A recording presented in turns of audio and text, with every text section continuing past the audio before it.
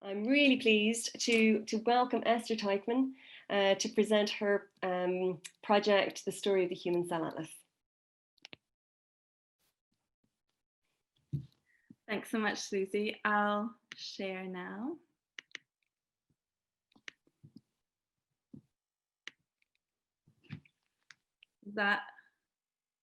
Yeah, you can see that? Hi, everyone. Lovely to meet you. And thanks so much, Susie, for inviting me to speak. I'm just going to do a very short overview of who Christopher in his absence and I am, and what our initial thoughts are in terms of working on this collaborative commission. So Chris and I are both working artists who work across still and moving image, and the visuals that I'll show are some, like this one right here, are working kind of research storyboards, and then I'll also show some slides of our own work. So I'll come back to this in a moment. I just want to start with introducing you all to our collaborators, because a key part of our project that's creating an artist moving image piece is working with other researchers. And I saw that I think Boris Jardine, who's a writer that we're working with and very excited to be working with, is here today as well. So Chris is based at UAL and works primarily with documentary photography, and I'll show some examples of his work. And I'm based at the HCA and run a Masters of Research program that's very interdisciplinary, and work with photography, moving image and installation from a very different position of kind of looking at imaginary spaces and working with the idea of kind of familial subjects in relationship to loss and desire. I'll show you examples in a moment. We're really excited to be working with composer Deirdre Gribben, who will be creating the score for the moving image piece. And we've begun working with her, that's underway. So I'll speak a little bit more about that in a moment. And we're really, really pleased to be working with Boris Jardine, who's based in the history and philosophy of science in Cambridge University. And Boris will be presenting in next week's Art Sci Salon together with myself and Chris. So you'll hear a little bit more about his work there. We'll also be working in a different capacity with writer and historian Jenny Bangham on our workshop collaborations. And I'll speak to that a little bit further. So our working title at the moment is From Flesh to Data, the story of the Human Cell Atlas. And the way Chris and I came to the Human Cell Atlas was in relationship to my older sister, Sarah Teichmann. So we started thinking about the HCA in a sense before it was named. And Sarah's the co-founder and principal leader of the HCA and is the head of cellular genetics at the Wellcome Sanger Institute. And in Sarah's early kind of discussions of thinking about initiating this project, what really struck Chris and I, so this is many years ago, actually, I was trying to figure out how many years ago, maybe, I'm not sure, more than 6, I guess. We were really interested in the sort of multiple and interconnected narratives surrounding the HCA, historical, philosophical, ethical, that kind of speak of global issues of where we are in the present, but also where we're going in the future. And it really struck us that the HCA as a project spoke to our kind of intersecting interests of Chris's interest in kind of surveillance and histories of looking and technologies of seeing, and my interests in familial narratives in different ways, and thinking about the individual and the collective and kind of the autobiographical and the more kind of imagined fictional and utopian space. So our proposal at the moment is to create an artist film that explores the invisible, the unknown, and imaginary in relationship to the HCA. So the film looks at interconnected histories of technologies of seeing, scientific discovery, and how our relationship to, at the moment, we're taking the Human Development Atlas as one of the core central strands. So how fetal development challenges and highlights preconceptions of what can be known. The apparatus of looking will be juxtaposed here with an exploration of how cells have been discovered and visualized, working with the Wellcome collection. So the Wellcome collection in terms of still moving image and objects will be something we'll be drawing upon in different ways. So the developmental atlas will be one chapter of the HCA, which in the film will kind of stand symbolically for the whole of our cellular journey. And we came quite recently, we had a sort of eureka moment in terms of thinking about how to structure the film, to thinking about kind of a allegorical parallel between the photographic and the HCA process, moving from flesh, from the donor body and tissue to the data, to the atlas and that data. And so we're going to work with kind of photographic technologies that mirror this. So I often primarily use very analog processes, working with 5.4 and 8x10 plate cameras with 16mm film. And Chris is really interested in kind of current technologies like CGI, as well as working within a documentary context. So we've thought about, at the moment, this is all of course propositional, but we're at the moment planning to split the film into kind of two parts. Initially looking and working with very material processes with 16mm and with archive material, and then shifting into this other space that is combines CGI imagery with documentary. So the first half will utilize analog moving image, including close-up portraits of female scientists involved in the HCA. So these details will include footage of eyes and hands as repeated motifs, combined with elements of archival footage from the Wellcome collection. For example, come across a really early film footage of cell division, which is incredibly beautiful. That is one of the key elements we'll be working with. And photographs of microscopes and other apparatuses that take us from early kind of technologies of looking to contemporary technologies. And the second half will depart from this analog aesthetic and utilize CGI imagery and documentary HD footage.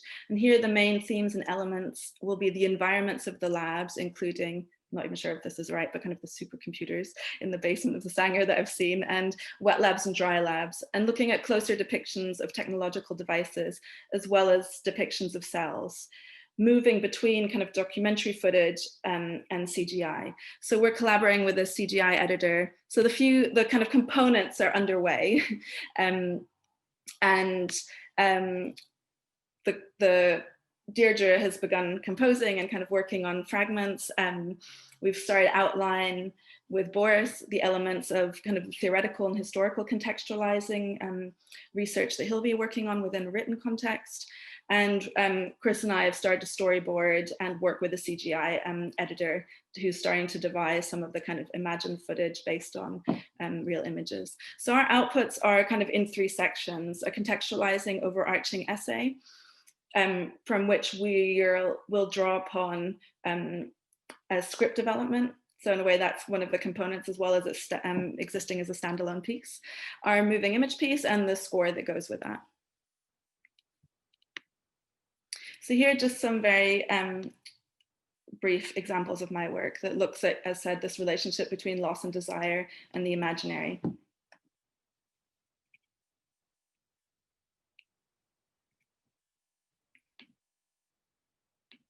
These are some stills from a film, and here is installation reviews of exhibitions from the last year. And I've collaborated with Deirdre Gribbin before, and she created the score for this film piece.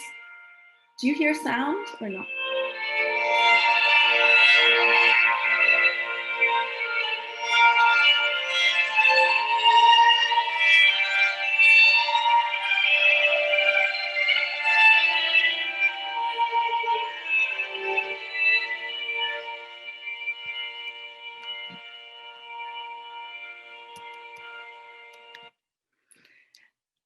And Deirdre's actually, I met Deirdre through Sarah, and she's actually been a fellow in the Wellcome Genome Campus at the Sanger and created a piece in response to genetics. So Deirdre has actually collaborated with scientists and health professionals, as well as astrophysicists, to create her compositions.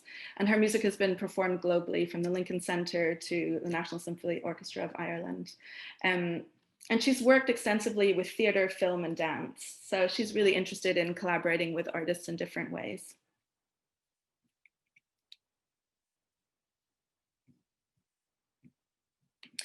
These are just some examples of Chris's work. So Chris's work explores themes of surveillance, the invisible, secrecy, and power. And he's often worked with kind of private military companies in different ways and bodyguard training. He's always really interested in the apparatus of seeing, whether that's kind of social and technological.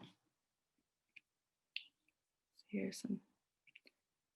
And we're partners as well as sometimes collaborators. We have very separate practices that in some ways kind of look at very different elements, very kind of almost polar opposite sometimes elements, but we have really intersecting interests, and we've collaborated on more research and curatorial projects. So here, Staging Disorder was an exhibition and book and kind of series of events that we curated together in 2015.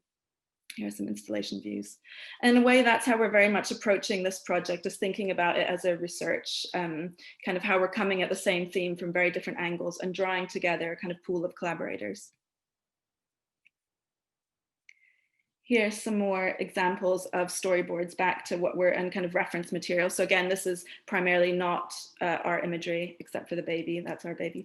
But the rest of it is visuals that we're looking at the moment. So these are kind of mood boards, if you like, or reference boards for my analog section, images from the photographer Leaski, Stan Brackage's Water Baby. Here, this Hooks, Micrographia, and stills from early cell division moving image fragments.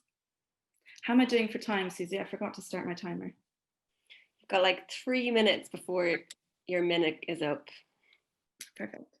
And so here are some archive historic images of microscopic apparatuses from the Wellcome collection, juxtaposed with still lives from the artist Barbara Kasten. And I was interested, I'll be working with kind of set builds fundamentally in terms of kind of bringing apparatuses both from museum collections as well as contemporary apparatuses into more imagined kind of structures. And then the CGI artist will be working in several elements.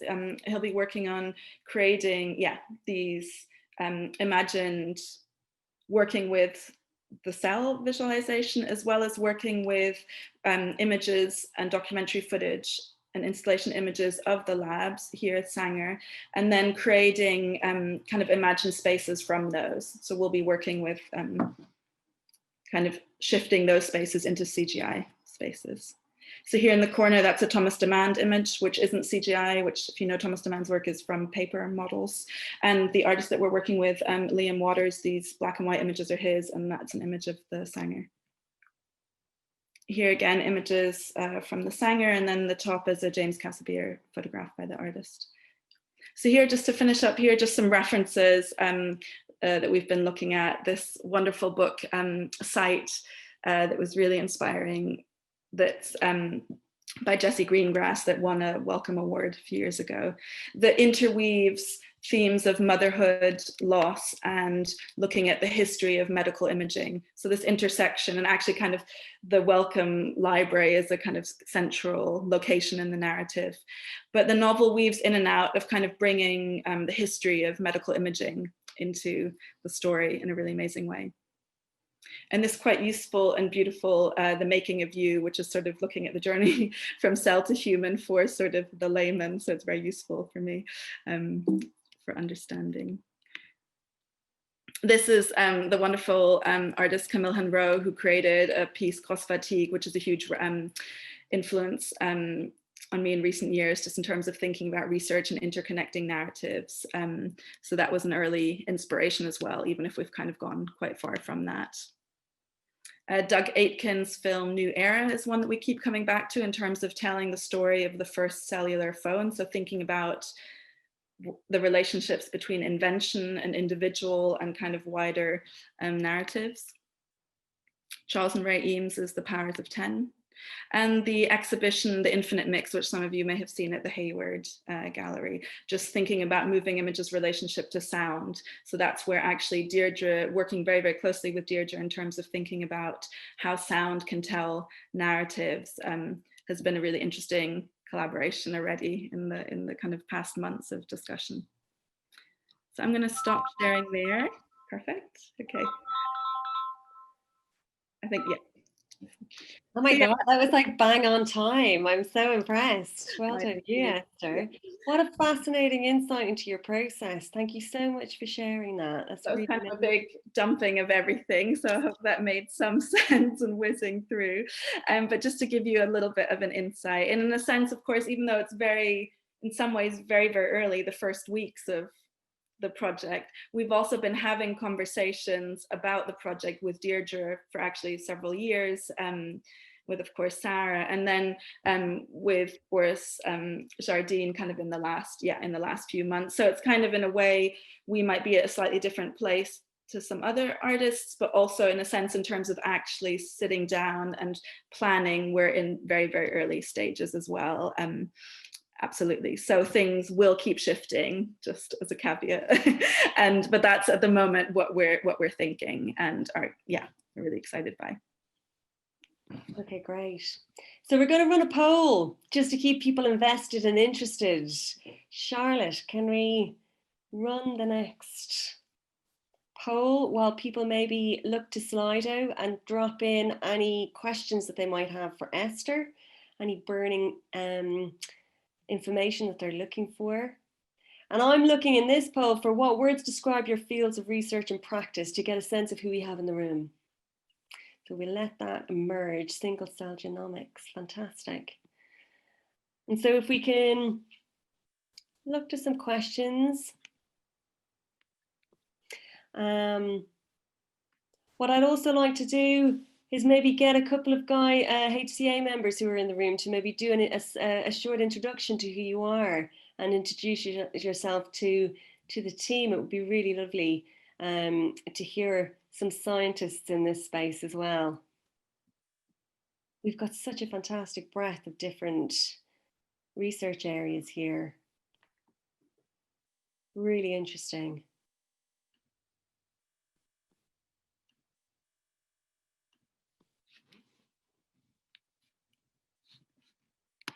Fantastic. So we have a first question for Esther. Do you have a plan at the moment for what you'll do with the film? Will this be used as part of an exhibit or a collection? That's a really good question. I mean, all of the commissions from that Susie's curating and overseeing will be part of a touring exhibition that Susie can maybe speak to further. So that will be the first space that it will be shown.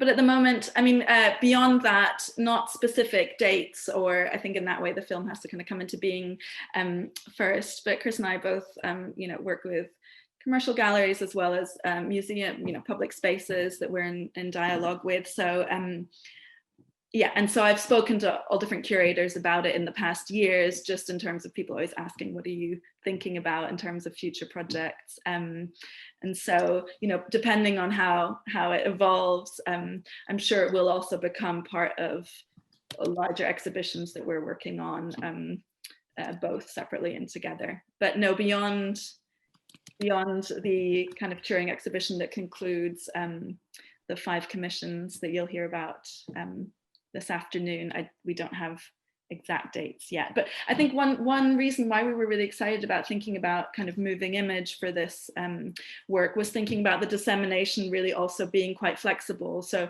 as you saw from my work, I often work very kind of sculpturally and spatially and materially, but I'm also really interested in terms of thinking about how the photographic and moving image really lend itself to lots of different contexts, and the screen and kind of online being one of those. So I think that's interesting to think about how it might be quite a material kind of installation in one instance, or even include, I was speaking to Deirdre about having live kind of performances of the score, which we're thinking is string, quartet, and piano at the moment, with experimental sounds as well. So that could be live performances in some instances. And she was like, oh, the Sanger has a grand piano, and as well as other kind of museum spaces. But we're also really interested, I'm not precious at all, I'm quite excited about, our medium being able to kind of traverse lots of different spaces and be able to sit online as well and be able to be disseminated in that way. So be that, all different kind of online contexts too. Amazing. Okay, I'm going to put it out to the room and see if there's anybody who'd like to just do a quick introduction to who they are and maybe give a brief kind of thoughts about Esther's project, if that's okay. Maybe Charlotte, you can, yeah, brilliant. No. I just really enjoyed the way you collected things, you know, that it just looks, you look so hungry and curious, and like you've just, you know, it's really, and yet it's so curated, and then I begin to find patterns, and you know, it's it looks like something I would want to spend a lot of time with. Thank you. Yeah, I mean, I think that's the exciting part of the process, isn't it? Really looking at other artists. I forgot to reference some of the other artists in there. I realized like there was film stills by Daria Martin, who's an amazing filmmaker early on. I'm not sure who else was in there off the top of my head, but yeah, I think that's, you know, the kind of, I'm definitely very magpie like in my research, and I think that's you know, something that as artists we're allowed to do, in a way have license to do, that maybe other kind of disciplines. And so I'm really interested. And but you know, I was saying to Boris Sardine, that the writer that we're working with, who comes from more of a historical social scientific background, I might be totally introducing you, Boris, but that every kind of meeting we have with him, it just opens up this kind of frame of references, of kind of visual parallels, you know, thinking about the history and origins of the atlas, and thinking about scientific atlases. And Boris was introducing us to kind of early atlases of clouds, of literal clouds, of meteorological clouds, and then thinking about data and clouds. And so I think what's so exciting about this project is all of the sort of narratives and how visual they are as well, and kind of yeah. So I think that sort of pooling of material, it's almost maybe too big. You can't talk about all the strands in a way. But I think that's what's been really exciting, is sort of collating all of those strands, both visually as well as kind of subject-wise. Absolutely. And I loved your description of kind of looking at this from a research perspective, you know, coming at it from different lenses. And very much from my side of things, we were really keen to pull together a program that kind of spanned a spectrum of disciplinary lenses, methodologies, tools, and really unpacked some of these fundamental questions within the program in a diverse way that can engage with the different kinds of aspects and elements that maybe kind of bring some new insights to the researchers and the members in the wider program.